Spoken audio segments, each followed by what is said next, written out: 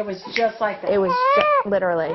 Maggie Barrasso wasn't expecting her son to arrive early. She had to be induced well after her due date for 2-year-old Maeve.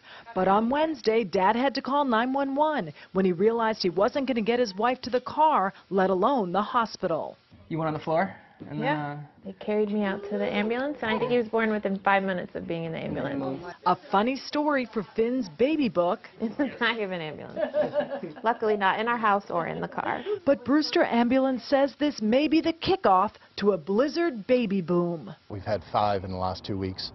We're expecting more. So on the ambulance side of things, we're gearing up. Typically, the ambulance company would get 5 calls in a year for expectant moms unable to make it to the hospital. Here's some of the positives that are coming out of that storm, you know, and I think there's going to be more of those to come. We had a lot of snow here, and so We're kind of stuck at the house. with the toddler too. Yeah. So we spent a lot of time at the house. But this winter, Maggie says her husband can get an electric blanket. We are happy with 2 children.